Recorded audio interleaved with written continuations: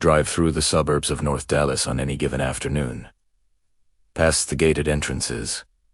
Past the manicured lawns. Past the 3-car garages and the stone facades that cost more than most people earn in a decade. And then you'll see it, a sign of for sale. It's been there for 61 days, sometimes longer. The house behind it is immaculate, 5 bedrooms, a pool with a waterfall feature, smart home systems that control everything from the blinds to the temperature of the wine cellar. The asking price is $1.4 million, and no one is buying. This is not an isolated case. This is not a single unlucky seller in a single unlucky neighborhood. Drive 10 minutes in any direction and you'll find another sign. And another. And another. In Preston Hollow. In Southlake. In the Woodlands. In Westlake. In communities where the average household income exceeds $300,000 a year. The signs stay up. The houses stay empty. Yet if you read the headlines, you'd think Texas is experiencing a luxury real estate boom, record-breaking sales, billions of dollars changing hands, a market so hot that wealthy Californians are fleeing west to claim their piece of the Lone Star dream. The numbers seem to confirm it. In the 12 months ending October 2025, Texas sold 14,418 homes priced at $1 million or more. That's a 12% increase from the previous year. The total value of those sales reached $24.5 billion, the highest ever recorded in state history. Dallas-Fort Worth alone accounted for 38% of all luxury transactions. Houston followed with 27%. Austin contributed 19%. The press releases called it historic. The real estate associations called it a testament to confidence in the Texas market. But here's what they didn't mention. During that same period, 32,793 new listings hit the market in the $1 million-plus category. That means for every home that sold, nearly 1.3 sat waiting and waiting and waiting. The median days on market climbed to 61 in Dallas, 75 in Austin. In some neighborhoods, luxury homes are sitting for over 100 days before a single serious offer comes through. Something doesn't add up. How can a market break records while homes sit empty for months? How can billions of dollars flow through a system that appears, by every visual measure, to be slowing down? The answer is not simple, but the signs, the ones that won't come down, are telling us something. And if you're willing to drive through those quiet streets, past those perfect houses, you'll start to see it too. Texas is selling a dream. The question is whether anyone can still afford to believe it. If you want to understand what's happening to Texas luxury real estate, start in Austin. 5 years ago, Austin was the hottest housing market in America. Tech companies were relocating. Remote workers were flooding in. Californians were selling their cramped apartments and buying sprawling homes with pools and home offices. And enough space to never feel crowded again. The median home price in Austin soared from $305,000 in early 2022, $550,000 by May 2022, 80% increase in just over 2 years. The $1 million segment exploded. Neighborhoods that had never seen 7-figure sales were suddenly filled with them. Dripping Springs, Cedar Park, Pflugerville. Places that had been affordable suburbs became luxury destinations overnight. Then the correction began. By early 2025, the median home price in Austin had fallen to $435,000. That's a 20% drop from the peak, sharpest decline of any major U.S. market. But the luxury segment fell even harder. According to data from ICE Mortgage Monitor, homes in Austin's 90th percentile properties, valued at $1.79 million, and a year-over-year price decline of nearly 10%. The 80th percentile, anchored at just over $1 million, dropped 6.6%. These aren't small adjustments. These are corrections that wipe out years of equity gains. And for some homeowners, the damage goes deeper. ICE's data reveals that 4.1% of Austin mortgages are now in negative equity territory. That means the homeowner owes more than the property is worth. For FHA loans typically used by buyers with smaller down payments, the figure is even worse. 65% of FHA loans originated in 2022 are now underwater. Think about what that means. If you bought a home in Austin in 2022 with a small down payment, there's a better than even chance you're now trapped. You can't sell without bringing cash to the closing table. You can't refinance because there's no equity. You're locked in a home that's worth less than what you paid for it. Roughly 6,243 Austin homeowners who bought in 2022 are now in this position. Parkle Labs, a real estate intelligence platform, issued an even more sobering projection in mid-2025. They estimated that Austin home prices would decline an additional 16.5% over the following 12 months, the largest expected decline of any market in their 40-city coverage. Austin isn't collapsing. The fundamentals, job growth, population, quality of life, remain strong, but the market overheated, and now it's cooling rapidly. The luxury segment, which benefited most from the boom, is now absorbing the sharpest pain of the correction, and Austin is not alone. The same dynamics are playing out in smaller degrees across the state, Dallas and Houston, San Antonio, wherever prices ran up fastest during the pandemic years. The pullback is now underway. The question is no longer whether Texas real estate is correcting. The question is how deep the correction goes. If you want to understand what's happening to Texas luxury real estate, start in Austin. 5 years ago, Austin was the hottest housing market in America. Tech companies were relocating. Remote workers were flooding in. Californians were selling their cramped apartments and buying sprawling homes with pools and home offices, and enough space to never feel crowded again. The median home price in Austin soared from $305,000 in early 2022, $550,000 by May 2022, an 80% increase in just over 2 years. The million-dollar segment exploded. Neighborhoods that had never seen seven-figure sales were suddenly filled with them. Dripping Springs, Cedar Park, Pflugerville. Places that had been affordable suburbs became luxury destinations overnight. Then the correction began. By early 2025, the median home price in Austin had fallen to $435,000. That's a 20% drop from the peak, sharpest decline of any major U.S. market. But the luxury segment fell even harder. According to data from ICE Mortgage Monitor, homes in Austin's 90th percentile properties valued at $1.79 million, and above a year-over-year price decline of nearly 10%. The 80th percentile, anchored at just over $1 million, dropped 6.6%. These aren't small adjustments. These are corrections that wipe out years of equity gains. And for some homeowners, the damage goes deeper. ICE's data reveals that 4.1% of Austin mortgages are now in negative equity territory. That means the homeowner owes more than the property is worth. For FHA loans typically used by buyers with smaller down payments, the figure is even worse. 65% of FHA loans originated in 2022 are now underwater. Think about what that means. If you bought a home in Austin in 2022 with a small down payment, there's a better than even chance you're now trapped. You can't sell without bringing cash to the closing table. You can't refinance because there's no equity. You're locked in a home that's worth less than what you paid for it. Roughly 6,243 Austin homeowners who bought in 2022 are now in this position. Parkle Labs, a real estate intelligence platform, issued an even more sobering projection in mid-2025. They estimated that Austin home prices would decline an additional 16.5% over the following 12 months, the largest expected decline of any market in their 40-city coverage. Austin isn't collapsing. The fundamentals, job growth, population, quality of life remain strong, but the market overheated, and now it's cooling rapidly. The luxury segment, which benefited most from the boom, is now absorbing the sharpest pain of the correction. And Austin is not alone. The same dynamics are playing out in smaller degrees across the state, Dallas and Houston, San Antonio, wherever prices ran up fastest during the pandemic years.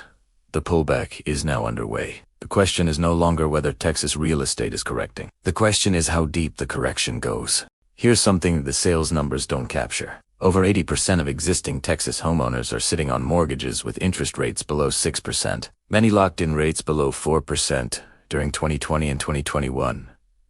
Some are paying less than 3%. Now, imagine you're one of those homeowners. You bought a home for $800,000 in 2021 with a 3.2% mortgage rate. Your monthly payment is manageable. Your equity has grown, even with recent price declines. Now you want to move. Maybe you need more space. Maybe your job relocated. Maybe you just want to change. But here's the problem. If you sell your current home and buy a new one, you'll be financing at today's rates somewhere between 6.5 and 7%. On $1 million home with 20% down, that's the difference between a $3,500 monthly payment and a $5,300 monthly payment. An extra $1,800 per month. An extra $21,600 per year. For most families, that math doesn't work. So, they stay. This is the lock-in effect, and it's reshaping the Texas housing market in ways that do show up in the sales figures. When existing homeowners don't sell, inventory gets constrained. The homes that do come to market tend to be either new construction where builders can offer rate buydowns, and distressed sales from owners who have no choice. The healthy middle of the market families. Moving up, downsizing retirees, people relocating within the state has essentially frozen. This creates a strange dynamic. Luxury home sales look strong on paper because the buyers in that segment tend to be less rate sensitive. Cash buyers, investors, high net worth individuals who can absorb higher financing costs without fundamentally changing their lifestyle. But the pipeline feeding that segment, move-up buyers who sell their $600,000 home to purchase a $1.2 million home has slowed to a trickle. Builders have noticed. Residential Strategies, Inc., a Dallas-based market research firm, reported that North Texas builders saw a 20 to 30% drop in traffic and sales during the summer of 2025. Finished homes are sitting empty. New lot deliveries continue to flood the market. At the end of September 2025, Dallas-Fort Worth had 105,077 vacant developed lots, 29.1 months supply. That's 5 months above equilibrium. North Texas has shifted from a period of lot undersupply to a clear state of oversupply. The firm's senior vice president noted, with demand softening, the continued wave of lot deliveries is expected to result in a significant surplus by the end of 2026. The lock-in effect isn't just affecting individual homeowners. It's rippling through the entire housing ecosystem. Builders can't move inventory. Developers can't sell lots. Agents can't close deals. And the luxury segment, which depends on a healthy pipeline of move-up buyers, is starting to feel the squeeze. The signs stay up. The houses stay empty. And the people who could afford to buy are choosing to stay exactly where they are. Texas has no state income tax. This is the first thing people mention when they talk about moving to Texas. No income tax. Keep more of what you earn. Financial freedom. What they don't mention, at least, not until the first bill arrives, is the property tax. Texas has the 7th highest property taxes in the United States. The statewide total levied in 2024 reached $125 billion. A decade earlier, in 2014, that figure was $49 billion, a 160% increase in 10 years. For owners of million-dollar homes, the numbers are staggering. A property valued at $1.5 million in a typical Texas suburb might face an annual tax bill of $25,000 to $35,000. That's more than some people's entire annual housing budget in other states, and the valuations keep rising. Eric Bott is a Rockwall resident who's lived in his home for 19 years. He purchased it for $350,000. Today, it's appraised at $1.1 million. His taxes, he says, keep going straight up even with the exemptions. He's not alone. Across Texas, homeowners are discovering that the absence of income tax comes with a price. The state has to fund schools, infrastructure, public safety. Without income tax revenue, property taxes carry a disproportionate burden. In 2025, the Texas legislature passed several measures aimed at relief. The homestead exemption increased from $100,000 to $140,000. Seniors and disabled homeowners received an additional exemption boost to $200,000. Voters approved these changes in November, but for many, the relief isn't enough. The fundamental structure remains. Values rise, assessments follow. Tax bills climb. And even when the exemptions increase, they're often offset by rising valuations and local rate adjustments. Governor Greg Abbott has proposed further reforms, including a cap on how fast property values can rise for tax purposes. Critics warn the proposal mirrors California's Proposition 30, the 1978 measure that capped property taxes but contributed to a housing affordability crisis that persists to this day. The irony is not lost on Texas homeowners. They moved here to escape California's taxes. Now they're watching their new state consider California's solutions. For luxury homeowners, the property tax burden is particularly acute. A $1 million home doesn't qualify for the same percentage relief as a $300,000 home. The exemptions help, but they're designed primarily for middle-class homeowners, not mansion owners. The result is a quiet exodus of sorts. Some owners are selling or trying to. Others are disputing their assessments, flooding appraisal review boards with protests. In 2025, more property tax appeals were filed in Texas than ever before. Commercial appeals in Travis County cut over 9% from the total valuation. Residential appeals rolled back some of 2024's increases, but the underlying pressure remains. When you buy a $1 million home in Texas, you're not just buying the house. You're buying a recurring bill that never goes away, and as values continue to rise, that bill becomes harder and harder to justify. For years, the story went like this. Californians are fleeing. They're selling their overpriced homes in Los Angeles and San Francisco. They're bringing their cash to Texas. They're bidding up prices, fueling the boom, transforming Austin and Dallas and Houston into extensions of the Golden State. There's truth in this narrative. During the pandemic, California experienced significant domestic outmigration. Remote work made geography irrelevant. Texas offered lower taxes, cheaper housing, and a business-friendly environment. Thousands made the move, but the narrative has a problem. It assumes the migration is permanent, that the flow will continue, that California's loss will always be Texas's gain. The data tells a different story. California is ranked last in net migration on the U-Haul Growth Index for 6 consecutive years. In 2025, about 50.6% of one-way U-Haul customers were leaving the state, compared to 49.4% arriving. A small but consistent gap. More importantly, most Californians who leave don't go far. The top destinations are Arizona, Nevada, Oregon, Washington, Texas. But Texas is 5th on that list, not 1st. Proximity and cultural familiarity matter. Many relocators want to escape California's costs without losing California's climate or lifestyle. And here's the deeper issue. The California migrants who drove the 2022 boom are largely already here. They've bought their homes. They've settled in. They're not buying again anytime soon, especially with mortgage rates where they are. The pipeline is drying up. Meanwhile, international migration, key driver of Texas housing demand, has slowed dramatically. A major North Texas builder reported that in 2024, international buyers accounted for more than 60% of sales in some northern communities. In 2025, that figure collapsed. The buyers who fueled the luxury boom are no longer arriving in the same numbers. But the supply keeps coming. Developers who ramped up projects in 2022 and 2023 are now delivering homes into a market with fewer buyers. The math doesn't work. And when the math doesn't work, prices add hoosts. The California migration myth served a purpose. It explained the boom. It justified the prices. It made sense of a market that seemed to defy gravity. But myths have expiration dates, and this one is approaching fast. When you can't sell a mansion, you raffle it. This is not a metaphor.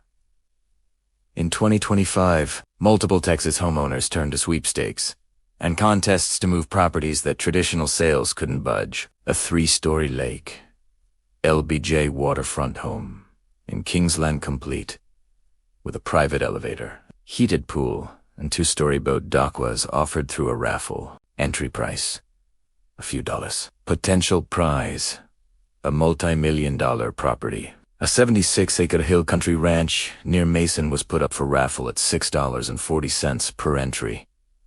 Cleared pastures, seasonal creek, electricity and fiber at the property line, all for the price of a fast food meal. A move-in ready home in Austin's Holly district was offered to a sweepstakes at $10 per entry. 2 bedrooms, French oak floors, a private balcony. These are not distressed properties. These are not foreclosures. These are homes that, in any other market, would sell through traditional channels. But this is not any other market. The raffle phenomenon reveals something the sales statistics can't capture. Desperation, not financial desperation necessarily. Many of these owners are comfortable. They don't need to sell, but they want to move on. They want liquidity. They want closure, and the market isn't giving it to them. So they try something unconventional. The raffles represent a tiny fraction of the overall market, but they're a signal, a canary in the coal mine of Texas luxury real estate. When homeowners start bypassing the traditional sales process entirely, something fundamental has shifted. The homes aren't worthless. The buyers just aren't there. Drive through the outer suburbs of any Texas metro and you'll see them. Model homes, empty lots with infrastructure already in place. Streets with curbs and streetlights, but no residents. Developments that exist in blueprint perfection, waiting for buyers who haven't arrived. The builders are in trouble. Residential Strategies, Inc. reported that North Texas home builders slashed housing starts by nearly 20% in the third quarter of 2025.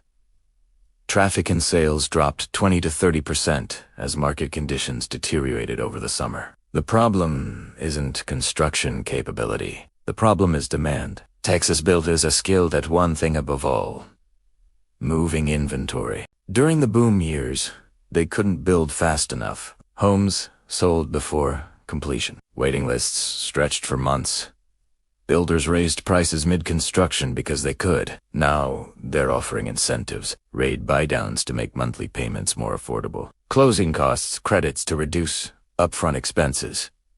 Free upgrades, granite countertops, smart home systems, landscaping packages to sweeten the deal. And still, the inventory sits.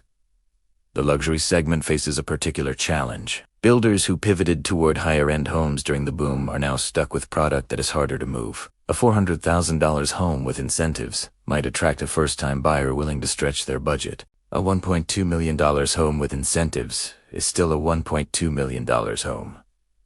The buyer pool is smaller, and that pool is shrinking. The ripple effects extend beyond the builders themselves.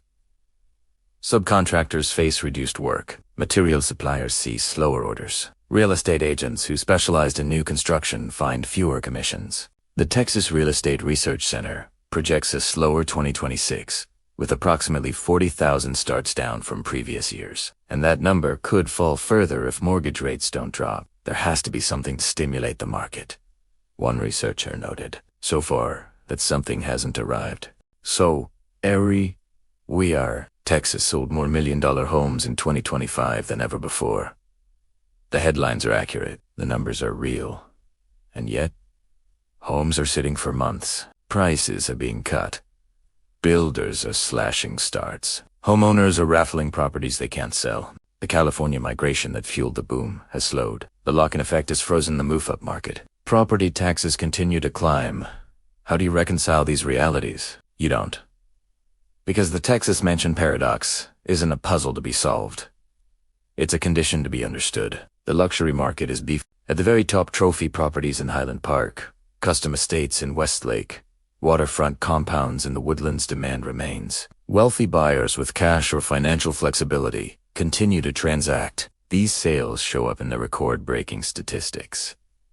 But just below that peak, the market is softening. The $1.2 million home in a good but not elite neighborhood. The $1.5 million new construction in an oversupplied suburb. The $1.8 million property that needs work, but is priced as if it doesn't.